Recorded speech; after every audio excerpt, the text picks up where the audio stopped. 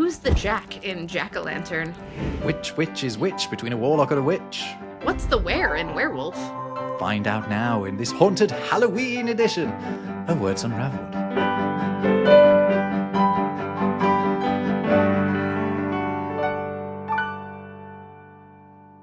Welcome to another Words Unravelled. I'm Rob Watts from the YouTube channel Rob Words. And I'm Jess, author of the book Words from Hell, which is pertinent to this episode because we are howling at the moon on this ghastly, ghoulish episode. Yes, we are haunting your feeds with our etymology of the unexplained, of the strange, of the terrifying, of the monstrous. Proper creepy stuff. It's going to be super, super creepy. I mean, have you seen? I've got a creepy, spooky ghost. Oh, you got a ghost. Look at that. That's wonderful. Sorry to podcast listeners, can't see this, but maybe it's for the best because it's pretty scary. Astoundingly frightening. We'll get into ghost will be a word that we'll get into the etymology of, but we should start with, given the time of year that it is, we should start with Halloween. I think people have an idea of where this comes from, but they maybe don't know ultimately the origins of the festival. So let's go into that first, Jess. Most people know that Halloween is short for All Hallows Eve, but there is more to it than that. The first recorded spelling is basically All Hallow Even, and it's Scottish, and so is the shortening Halloween. And that's why we sometimes spell it with the apostrophe. Mm-hmm. Yeah, do they do that much in the States? We do that a lot in England. We spell it with an apostrophe between the two E's. Only if we're trying to be obnoxiously historical about it. Right, okay. Generally speaking, Thanks. It is just Halloween. But of course that apostrophe removes the V in even or evening, so to speak. It's the eve of All Saints' Day, the celebration on the 1st of November, which is a Christian festival, but the origins of Halloween aren't Christian, are they? Right. Okay. So All Saints' Day was when Pope Gregory III expanded the previously existing Martyrs' Day to celebrate All Saints. So I guess it does have a connection to death already, albeit one that's a little less morbid. But before it turned into All Hallows' Day Eve, the last night of the old Celtic calendar year was called either Old Year's Night or in Irish Samhain. And the idea here, it means summer's end, but this night was the celebration of the boundary between the worlds of the living and the dead, when that boundary became more permeable. So you would light bonfires, literally bone fires. You would make sacrifices. You might wear costumes made out of animal skins, things like that. And then the Romans rolled in and added a couple of their own traditions to the mix. So it has elements of Feralia, which honored the spirits of the dead, and celebrations honoring Pomona, the goddess of fruit and trees, who especially liked apples and apparently bobbing for them. Is that really where that comes from? Evidently. Oh, bobbing for apples is really difficult, actually. It is. It's just being really difficult. And you're sort of forcing it with your nose against the side of the bucket. And just waterboard yourself for an apple. I don't even want an apple. If it's not covered in candy, I don't want an apple. Anyway. I'm particularly partial to apples. By the way, there is a fantastic book. If you're in a Halloween mood and you're looking for a really good book and you like apples and creepy, culty stuff, I highly recommend Chuck Wendig's Black River Orchard. It's very good. It's very creepy and it's very fun. Jess is too modest to say that also her own book, if you're in a Halloweeny mood, is a very good one to read as well. Words from Hell by Jess Zafaris. Now out in paperback, actually. This hardback's very nice. It's out in paperback now with a Halloweeny colour scheme. That's right. It has that black background. Also, I don't think I've ever noted on this show before that there are hidden objects in the frame around the cover. So I challenge you to find them. I believe there are 6, but some of them are repeating. Yeah, and some of them will surprise you, I'll tell you that one. Yes, one of them is quite naughty. It's true, there's some very naughty business going on in there, but it's all very interesting, and I really enjoy it. I never have it too far away when I'm embarking on an etymological journey. Where were we? Anyway, Halloween bobbing words. For apples. There's another gourd associated with Halloween. Oh, no. What is it? Is it a vegetable? It is. Well, I mean, it is a gourd. Which is a vegetable. Maybe they've got the fruit inside, so they might be fruits. Ooh. Hello, it's Rob here with a spooky clarification. A gourd is a fruit. It's a hard-shelled fruit. I was wrong. Whoa, back to the podcast. We already did this on Right. on our other episode. I don't know whether a pumpkin is a fruit, but let's talk about pumpkins and jack-o'-lanterns, because we've got some fun lore here, right? Are jack-o'-lanterns a thing that come up as frequently where you are currently? Do you see them as frequently in Halloween decorations? Is Halloween even something that people care about as much in Germany? In Germany, not as much, but it's getting bigger. Back in Britain, it was pretty big. Not as big as I understand it being in the United States, but I remember pretty much at every Halloween since my childhood carving what we do not call a jack-o'-lantern. We just call it a pumpkin. Right, we don't use this term jack-o'-lantern. That's US English only, really. Even though it's of Irish origin, it predates America. Yeah. So who's Jack then? Right. Okay. So Jack, in many cases, anytime you see Jack in an in any kind of expression, it's usually a generic name for any old guy. Kind of in the same way we use average Joe or guy today, but Jack has a lot of stories. Often Jack is a trickster character or a motif that shows up in stories. So there's a folk tale about Jack of the Lantern. It's not the actual source of this word because the story came after the name, but it's a cool story. Jack was this trickster protagonist, in this case called Stingy Jack. He was a drunkard. He was a pretty nasty fellow. And so Satan overhears Jack bragging about his evil deeds and tells him he's come to make Jack pay the price. And Jack begs Satan to let him have one last night at the tavern before being dragged off to hell. And Satan's like, sure, whatever.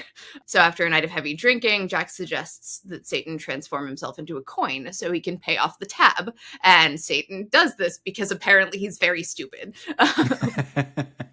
And so Jack puts the coin in his pocket where he kept a cross, which traps Satan in the coin. He promises to release Satan if he gives Jack an additional 10 years of life before he has to get dragged to hell. And of course, Satan has no choice because he's stuck in a pocket with a cross. So he agrees. So 10 years later, Satan comes back calling on Jack. Jack is underneath an apple tree. He begs him to enjoy one last apple. Again, Satan doesn't learn anything ever. So Satan climbs the tree. Jack comes prepared with a cross. He puts it at the base of the tree, trapping Satan again. And he makes Satan promise that he will never go to hell. He's stuck again in this tree. Now, you have to be careful with wishes. Right.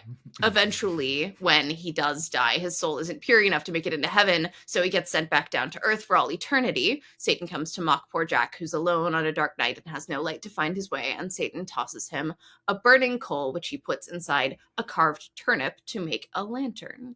And some say he still roams the land to this day looking for a resting place. Indeed, and the first jack-o'-lanterns, the first carved vegetables were turnips. Exactly, because pumpkins are native. Swedes as well. Pumpkins are native to the Americas. Right. Mm-hmm. Yeah.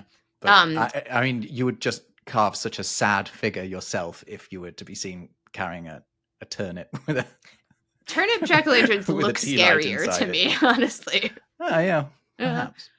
But also, jack-o'-lantern, before it was a name for a carved vegetable, was also a word for a will-o'-the-wisp. It means more or less the same thing. Will is another generic man's name, and a wisp was a bundle of straw used as a torch. So a will-o'-the-wisp is also something that lurks off of the road and looks like a person carrying a lamp while you're lost at night. A jack-o'-lantern could also just be someone who carries a lantern, whose job is to carry a lantern. The O in there, you assume it's of, but actually it could mean any number of different prepositions. So it could be Jack in the lantern. It could be Jack of the lantern. Yeah, it could be. It's had many different meanings, but it's kind of just settled on that one of the carved pumpkin idea based upon Stingy Jack.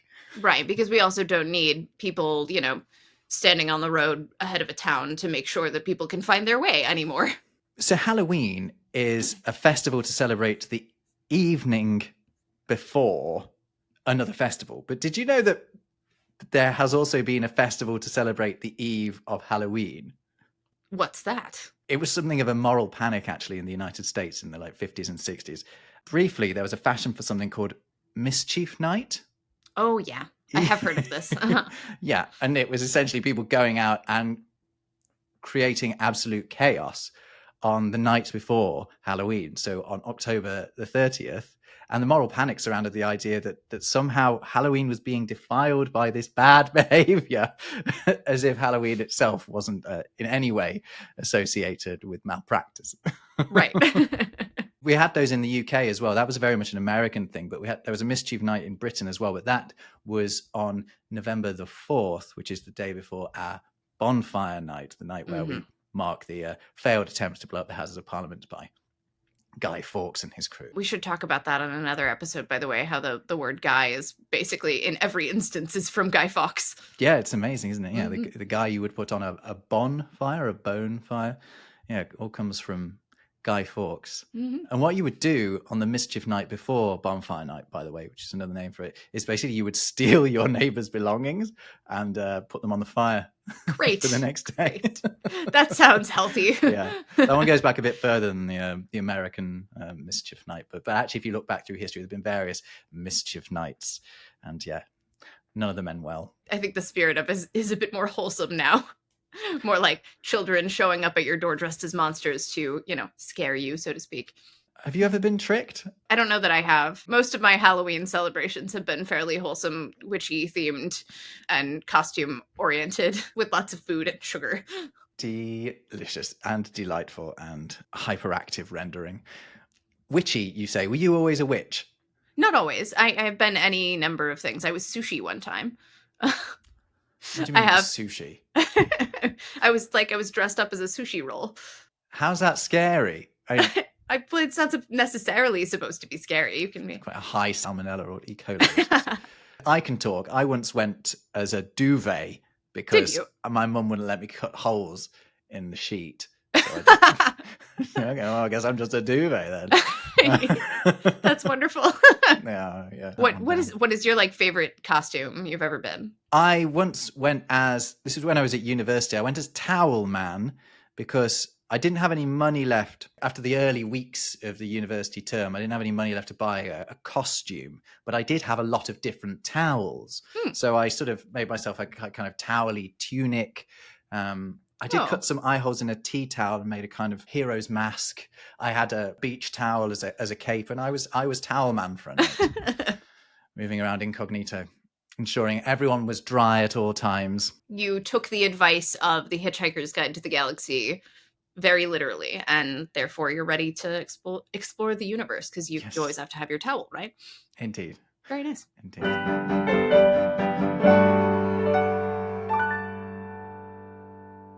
Tell us about witches then, because you brought them up, and you like witches. I do like witches. I am a witchy bitch.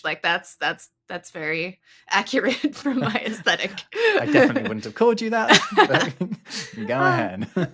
So, the original word for a woman who practices sorcery or witchcraft was spelled W-I-C-C-E, pronounced witcha, and it was a feminine form of witchaw, which was I'm probably going to butcher that a little bit, but that original word, which became the modernized word Wicca, was a word for a male witch, actually. At the time, witch wasn't specifically gendered. We think of witches as being female now, but it was sort of a non-gendered word for any male or female practitioner of sorcery until the 1600s, when it became more associated with women, and male witches came to be referred to as he witches or men witches. Yes, and that's how you know. That's the only way we know that at that point it started to apply more specifically to women. Also, there were several different types of witches. What we might call a witch now is just one type of magical woman. There was also a galdridge, someone who practices incantations or necromancy, a skinlacca, which calls upon phantoms and spirits, and a lubestra, who works with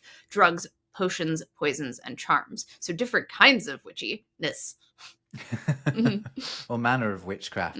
And the idea was that one who was a witch, man or woman, had somehow reached some kind of agreement with the devil to have these powers, whether or not they were using the powers for good or for bad. So therefore, witchcraft was evil no matter what your intention was, because it required you by its very nature to have struck some sort of devil's bargain. Right. To call someone a wicked witch is redundant. It's more or less like calling someone a witchy witch, because the word wicked itself is an adjective variation of the Old English word for a witch.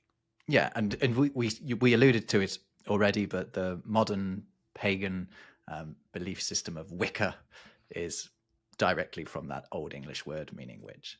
And it is very modern. Like that word for a belief system was coined in the 20th century. Yeah. So whenever I talk about this, the question that I get when I say that like a male witch was called a he witch or a man witch, everyone's like, what about warlocks, right? What about warlocks? Right. Well, exactly. Well, warlock was not the correspondent to a witch back in the day. Warlocks have nothing to do with war or with locks. It didn't mean anything to do necessarily with magic. The components means like traitor, liar, or enemy. The first element meant faith, fidelity, agreement, or covenant. And then the second element is from the Old English word for lying. So someone who's an oath breaker, essentially, is what a warlock was. Oh, okay. The Old English word for lying. Okay. Literally means word liar, basically, or a deceiver.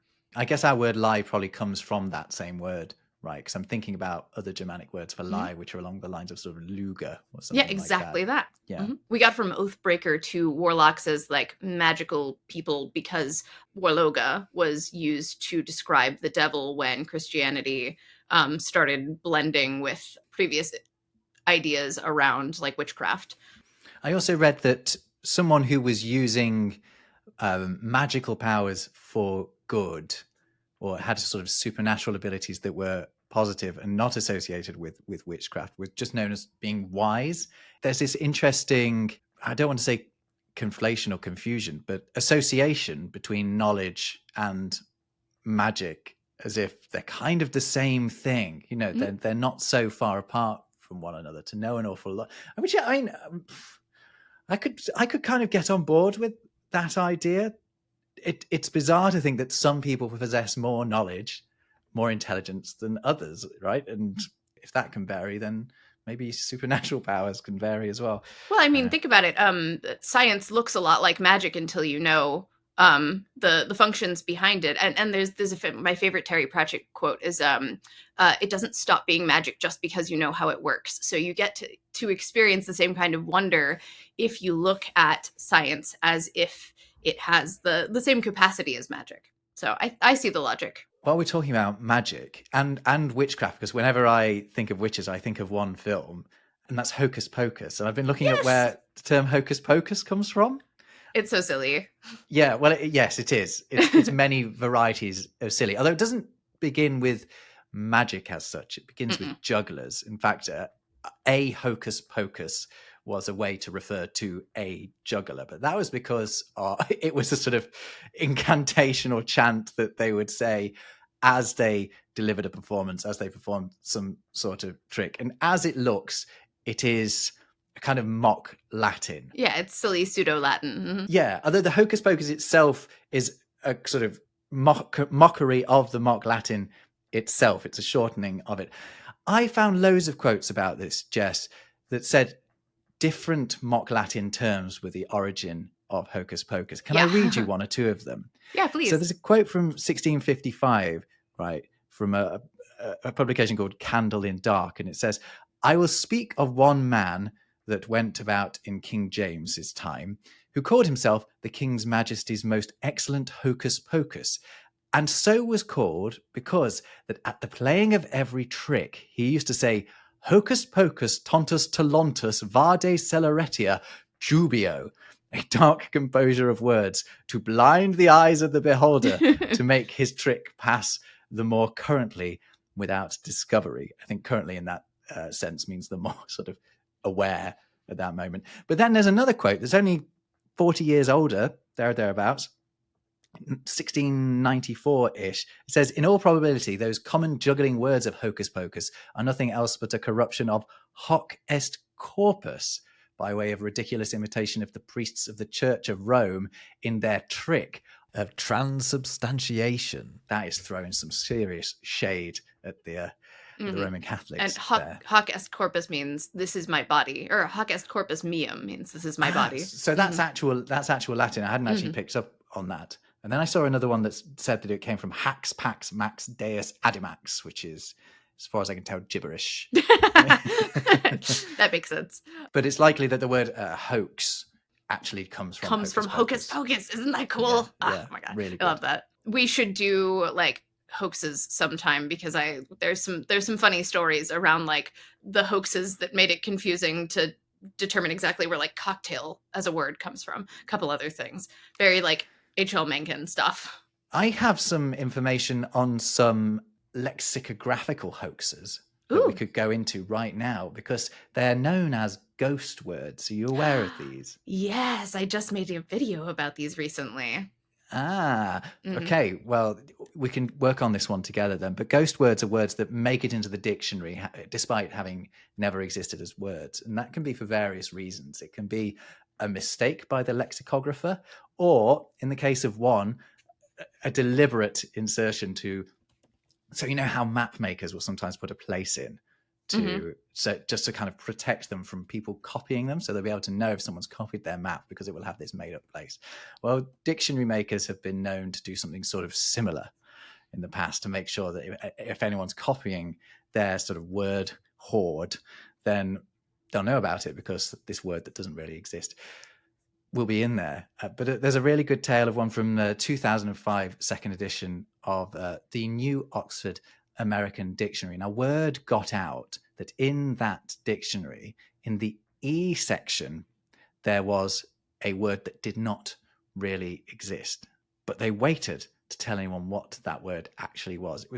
Was it, for example, these are words that were genuinely in there, electrofish or Eurocreep, which are words.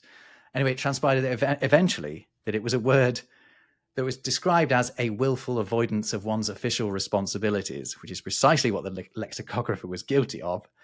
And that word was esquivalience. Oh, amazing. Yeah, I like that. But other ones have been put in there by accident. My favorite one, Jess, is dawed.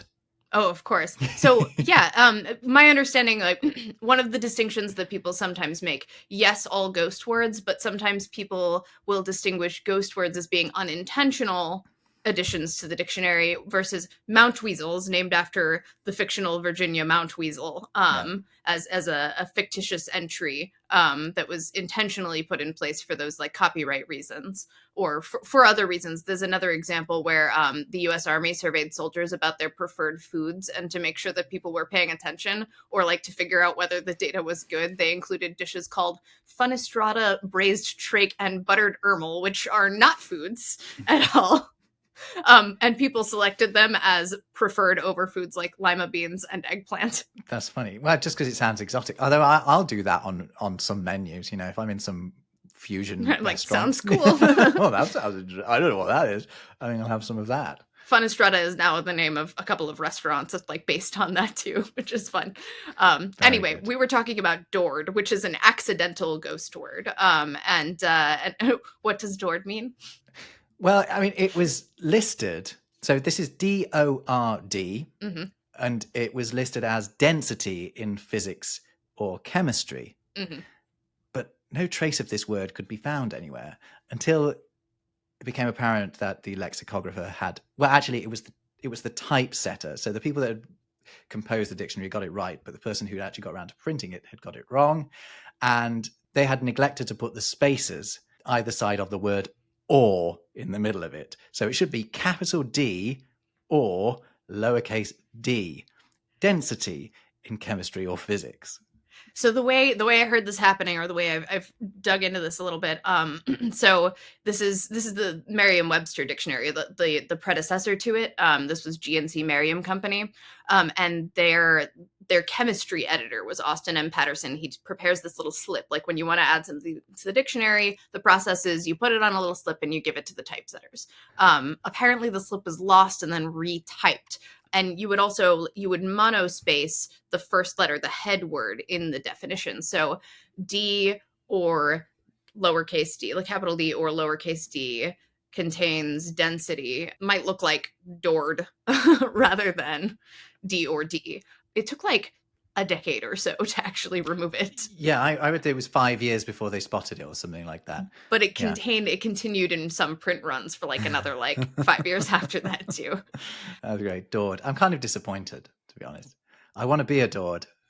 One of my favorite ghost words has to do with the Book of St. Albans, which we've talked about before. It has our animal collectives, like a dazzle of zebras, a pride of lions, a melody of harpers, and other things like that, not just animals. But one of them is a ghost word is the word feming, because it was misread as it was a misreading of the word business in the phrase "a business of ferrets" in the Book of St. Albans. It was like a game of bad handwriting telephone, because it was interpreted as like beziness or pheasiness, and then it was translated to feming eventually. And it is written in a completely incomprehensible way. You look at that word and you don't get business from it at all. I'm amazed that we've ever concluded that is what it is. I will say, when you first said feming, I thought, oh, it's going to be seeming. It's going to be one of those long S confusions, where there's that letter that we don't use very much anymore. No, it's worse than that.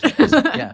But that has given rise to a ghost word, because Samuel Johnson included in his eminent dictionary the word... A feming of ferrets. No, he included the word foop. Foupe, and he defined it as to drive with a sudden impetuosity. Well, what the word actually was soup, and it was a dialect word equivalent to swoop. Oh, that's funny. Yeah. Foop. You really got to watch those long S's. I feel like we should use foop for something, though. I know, I want That's a good word. It's going spare. Let's take it. There's one more ghost word that's kind of funny. It's the word morse, which obviously exists now to some extent. But in Sir Walter Scott's novel The Monastery, there is a line that says, originally it was thought to say, "Dost thou so soon morse thoughts of slaughter?" And footnotes were added. Like, people thought about this. They were like, what does morse mean? It comes from the Latin mordere, to bite. Like, It was, the speculation was wild, and it, like, until much later, this was like 30 years before Samuel F.B. Morse became the source of the word Morse code. So it wasn't affiliated with that at all. So many people thought it meant like to prime, like one might prime a musket, and only when the original manuscript was found later was it found that he wrote nurse instead, nursing thoughts of slaughter.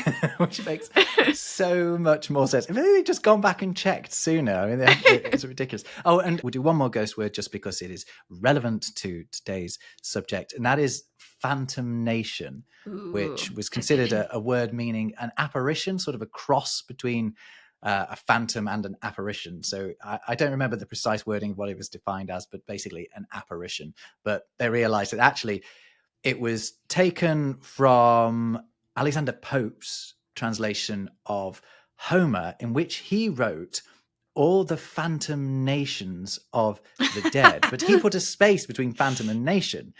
The word phantom nation was taken from another writer who was obsessed with creating compound words. And so he invented phantom nation. He just smashed the two words together, and lo, was a new word created as lexicographers went, well, what could this possibly mean? That's fantastic. I love it. There you go. That's the spookiest ghost word, arguably.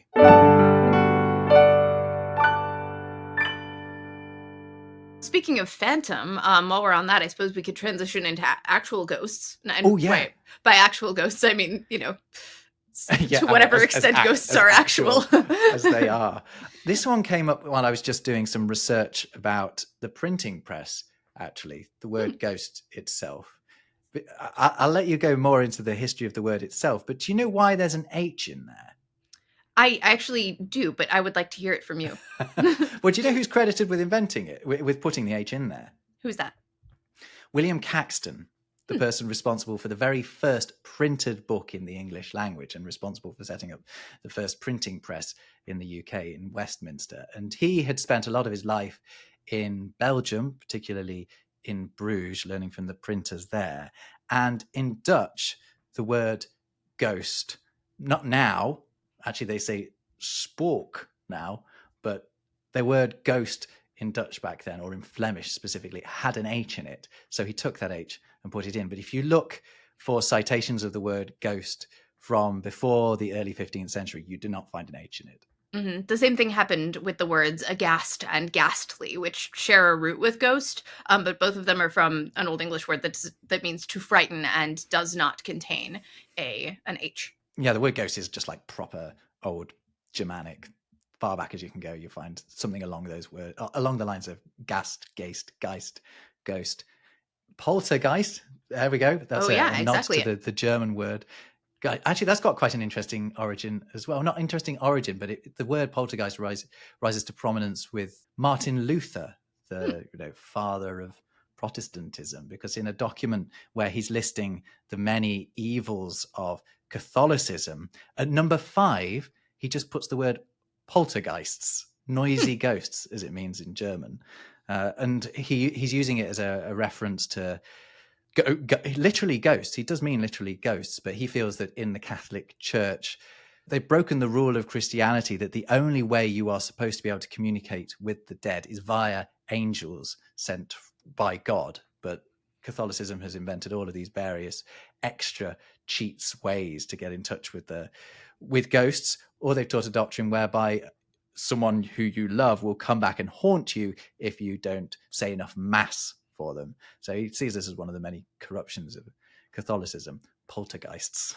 Ghosts are they weren't always necessarily scary either, too. Like the concept of a ghost, like the Old English verb gasten means to frighten, but it literally means to gasp, and it's because gast meant like breath, life, or spirit. And so these concepts are why we have like the Holy Ghost and the Holy Spirit and things like that. And they're quite a bit older than the idea of a ghost as an apparition of a deceased person, which is more like 14th century.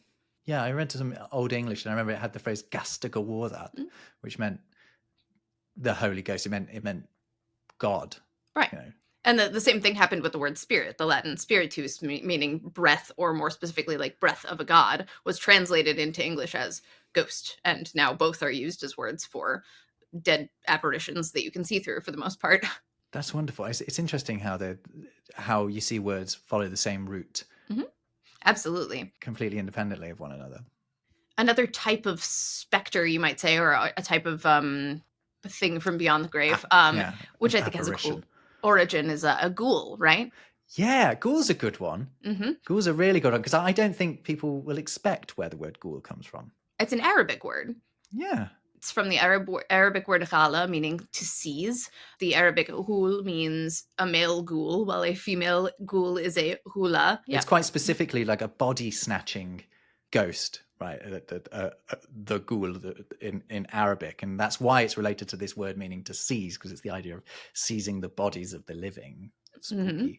Spook, by the way, is just the Dutch word. Yeah, right. And then some of these words, like a lot of words for monsters, kind of were introduced into English via literature. Some of the ones that we come up with today, like ghoul came into English via a translation of William Beckford's novel Vathek, which was originally written in French. It was an Orientalist novel. It like imitated aspects of the Eastern world, kind of a little cultural appropriation-y. And it tells the story of Caliph Vathek, who renounces Islam and tries to gain supernatural powers through a series of terrible and licentious deeds like sex and drugs and human sacrifice. And so that's how English was introduced. But the idea of a ghoul is much older in Arabic and was very much like a spirit known for robbing graves and consuming flesh. And for any Brits watching wondering where the word ghoulies might have come from, that actually comes from Hindi. It's a Hindi word for bullet. Ooh. If anyone doesn't know what the word ghoulies meant, don't look it up. You don't need to know. It's testicles, Jess. Of course it is. Wonderful. You say that in the States. I feel like that must be a really British word. Yeah, that's not. If I said that to mean testicles, no one would know what I meant. Exactly. I remember I was in a pantomime one year, and a typical scene is going into a haunted cave, right? And I was one of the sort of comedy double act going into the haunted cave, and one character says, "Oh, watch out for the ghosts and ghoulies," And the other one is, I don't mind being grabbed by the ghosts, but I certainly don't want to be grabbed by the... And then they get interrupted before they get around to the end of the sentence. It's a very naughty word. But yeah, from the Hindi word for bullets.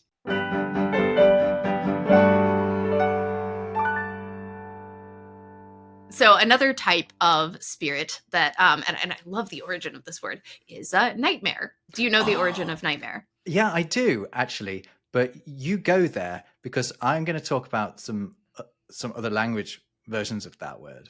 Oh, I'd love that. Yeah. So obviously, predictably, it has nothing to do with female horses. The mare in this is not a horse. In Old English, a mare was, in this case, that word, that spelling of that word has several different meanings, but in this case, it's a word for a goblin or an incubus, which is the male version of a succubus, and probably comes from a root meaning to harm or to die or to like scrub someone from the face of the earth. All of these things are demons or monsters who visit people in the night and like sit on them, or like they give you night terrors. It may be an interpretation of someone having night terrors and imagining a thing sitting on their chest and preventing them from breathing, or maybe having a sex dream with them, because incubuses and succubuses are very much like people who visit, or monsters who visit you in the night to seduce you. But incubus and succubus replaced the Old English word mare in the 1600s in all uses except for the word nightmare. So it's sort of a fossil word in a sense. Oh yeah, nice. Yeah, a little fossil element, and that element finds its way into the French word as well. The French word for nightmare is cauchemar, which the coche bit means to press. So you're talking about it being like coming in at night and sort of sitting on you. It's that oppressive feeling that you wake up with. That's where cauchemar in French comes from. It's a woman, I guess, that sits on you during the night. And you mentioned that this was kind of an impish demon. The German word for a nightmare is Albtraum, which means elf dream. That's why I think that this was probably like people experiencing night terrors or sleep paralysis demons, more or less, and giving a word to them, which if you experience that before that had ever been explained by science, that would be terrifying. I mean, it already is terrifying. Have they ever been explained by science? That's the thing. Freaky stuff. And it's but it's universal, and so you can feel a little bit better about it. Not the only one going through it. They're going through it in every language. Right. Another ghostly word is haunt. And when we say, like, if you have an old haunt that you visit frequently, or you're using the original sense of the word haunt, like to haunt a scola in Middle English meant to attend school frequently. So like it wasn't used in necessarily a creepy way in the way that we tend to use haunt outside of the phrase, like your usual haunt today. What other monsters can we cover here, Jess? Let's see. Let's get into like the proper monsters, the ones that show up for the Monster Mash. Yeah, the real showbiz ones, right? The big hitters, the A-listers. The vampires, perhaps? Yes, let's do vampire. Though this one is like, the answer is sort of we don't know, but it has a bunch of cool stories about it too. Yeah, exactly. The word vampire itself is actually sort of boring. We know it's a Slavonic word, maybe from Russian, but we're not really sure. Across the Slavic languages, you have very similar words. And as far as I can tell, they just mean vampire. Right. The word is just words for vampire. Yeah, exactly. That's a specific type of demon, I suppose. It's. I think traditionally it is the spirit of a criminal who comes back to feast on the blood of the innocent, right, Jess? And for a specific reason too. Like, so we know that English adopted the word. It's not originally from French or German, but it came to English via French and German literature, because during the 1720s there was a vampire craze, when two suspected vampires were exhumed in Serbia under the Habsburg monarchy and found to be supposedly very intact with blood on their mouths. So the thought was that they had climbed from the grave and were biting people and drinking blood. And that started a whole hysteria around vampires. Mm-hmm. That's interesting. The first instance of vampire in English is in an anonymous manuscript called The Travels of Three Englishmen from Venice to Hamburg. And it went unpublished until like 1745 when Samuel Johnson actually edited it into the Harleian Miscellany. Wow. Mm-hmm. Oh, spooky stuff. And who Jess, is the most famous vampire? Well, Dracula, of course. Yeah, where does he get his name then? Where did So, Bram Stoker get the name? Abraham Stoker, the writer of Dracula. Where did he get the name Dracula from? so it's a Romanian name. It means son of Dracul or son of the dragon, which is cool.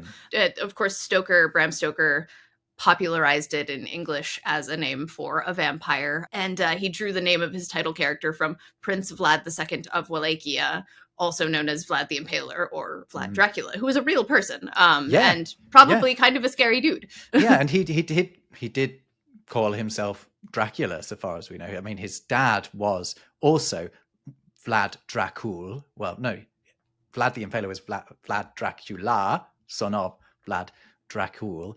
And I think the dragon, one of the theories behind the dragon link is that Vlad Dracul was inducted into the Order of the Dragon group of Christian knights. Anyway, Vlad the Impaler was a dreadful, dreadful man, I think it's fair to say. And his preferred way of torturing and killing people was to stick them on a big old spike, hence the name, until they died. But there are stories of that he enjoyed dining among his victims and that he would dip his bread in their blood. And I think Bram Stoker thought, maybe he's the guy I should name this vampire after. I've heard to what extent those stories are true is kind of up in the air, like whether and to what extent but he certainly seemed to like let the legends take their course for the reputational gain on that front, which makes sense. I mean, I don't think he was a nice man. I think nevertheless he wasn't a terribly, terribly nice man. Another nice little tidbit is that Transylvania means beyond the forest. The Sylvania is the same as you have in Pennsylvania, which basically and like Sylvan elves and things like that are forest elves. Sylvanian families as well, families of the forest. Actually, so it gets, because it's a rather more romantic thing to say that means beyond the forest, which makes it kind of more mystical. But it literally means, I suppose, across the forest, like transatlantic on the other side. Yeah, exactly. I would say that Dracula as a book is one of the funniest books I've ever read. I'm not going to go on my full rant here, but like the internal inconsistencies and the ninja cowboy in that book are hilarious. It's a comedy. I don't care what anyone says. The ninja cowboy. Tell us about the ninja cowboy. Yeah, Quincy Morris is a Texan character in that book and speaks hilariously like a Texan. And one of the reason I call him a ninja cowboy is because of the way that Stoker writes. Sometimes he appears in a scene without ever having been introduced before. Like he'll just say something and like at no point in the introduction to the scene did Stoker tell us that he was in the room. So it happens like 2 or 3 times. They also don't really address why Dracula has decided he has to go and seek out a quite a specific attractive woman in England, when presumably in between Romania and England there are plenty of others where he doesn't, for example, need to sit in a coffin in a ship. It is full of plot holes. It is. And also Van Helsing, like in some points of the novel, he speaks very fluent English when it's useful for him to explain things, and then other times he speaks like really awkward pidgin English. That's funny. So Dracula comes out, and then an unofficial film is made of it, and it gets called Nosferatu instead, which they're remaking it. I'm so excited. Do you know what? Here in Berlin, they show it fairly regularly. They have a cinema that specializes in showing these kinds of films, and I plan to, as soon as I plan to. Absolutely. That's a bucket list thing for me. I would love to go see Nosferatu in Germany. Nosferatu is one of those words. There are a couple of theories about where it came from. I think the best one is that it's from Romanian. There's a Romanian term, Nosferatu, which can mean the insufferable one. Oh no! I think it's probably a little bit graver than that word. Poor Nosferatu. He's such a pest. What a nuisance this man is. His blood-sucking demons getting on my nerves. But another theory is that it's from Greek nosophoros, meaning disease carrier. Ooh, creepy. We now know that actually, sucking people's blood would be a very good way of transmitting disease, I thought. I'm not sure how much they knew that Right. when this word was coined.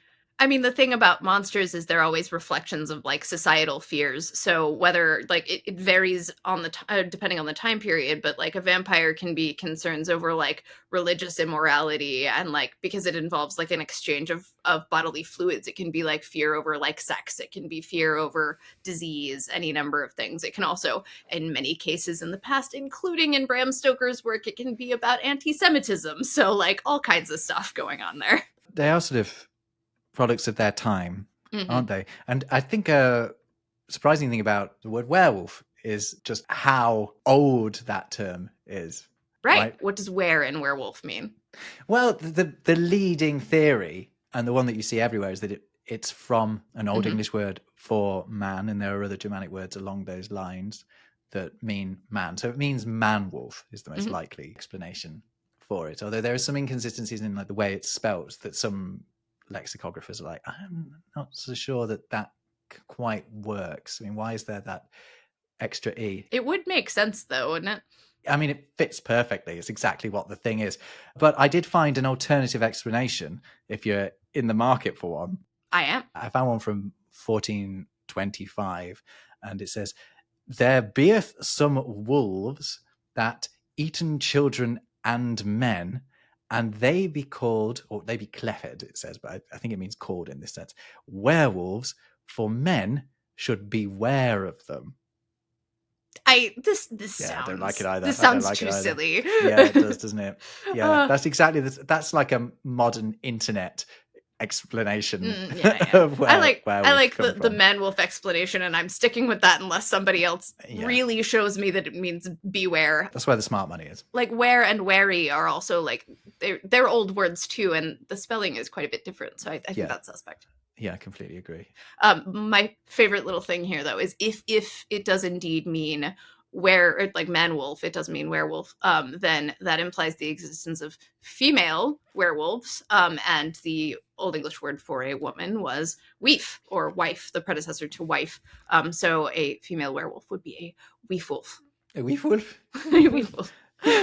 Yeah, and you do see those two words juxtaposed to one another in Old English manuscripts, were and weef. So yeah, keep an eye out for weef wolves. Weef wolves. Wolf is a very old word as well. Like wolves had a very complicated relationship with Anglo-Saxons because they existed in what is modern day England at the time, and they were systematically hunted to extinction by the end of the 15th century. I like wolves. Well, they've been reintroducing them across Europe, But a clue to just how old that word is the fact that it has this unusual plural where the F turns into a V, because that is a characteristic of Old English speech, because the plural of wolf in Old English is spelt W-U-L-F-A-S, but an F in Old English, if it appears in the middle of a word and is between two vowel sounds, or L in this case, it makes a V sound. So wolf becomes wolvas in Old English plural. Ooh, there are other examples of that. Knife. Knives for the same reason. It happens with words like calves and halves too. Ultimately, I'm trying to get to the point again that werewolves are a product of their time, because as you said, wolves were a big problem for the old Anglo-Saxons, you'd have reckoned. One more connection on wolf here. I know, I say this because I have Beowulf behind me. It literally means bee-wolf, and it's a kenning. It means bear, because it implies a big fluffy wolf who likes honey, which is bear. So Beowulf's name means bear, but literally bee-wolf. Funny. Yeah, I'm more scared of bears, I think, than I am of wolves. Oh, I'm equally scared of both. I don't want either of them. I really don't.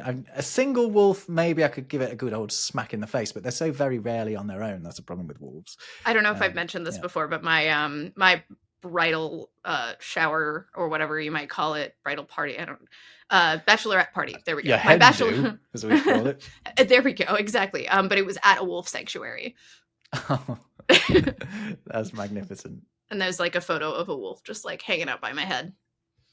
What activities does one do at the wolf sanctuary? Well, you howl with the wolf, and you feed the wolves treats, and you hear them snap their jaws, which is very cool. Yep. Yeah. My stag do was in Manchester. Very nice.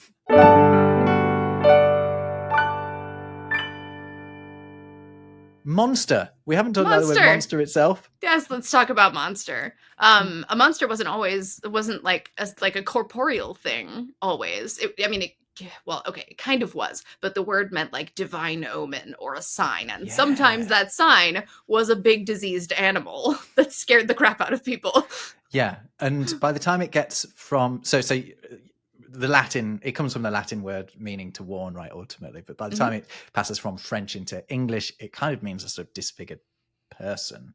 But before that, a bit further back in time in French, it means, well, marvel was one of the words that I saw used for it, but it's kind of a negative marvel, right? It's something awful. Less wonder, more Yeah, exactly. But the Latin verb form that this comes from, monstrare, means to point out or to show. So like to say something is a monster is same as the word demonstrate, but a monster is something that you point out and go like, what the hell is that thing?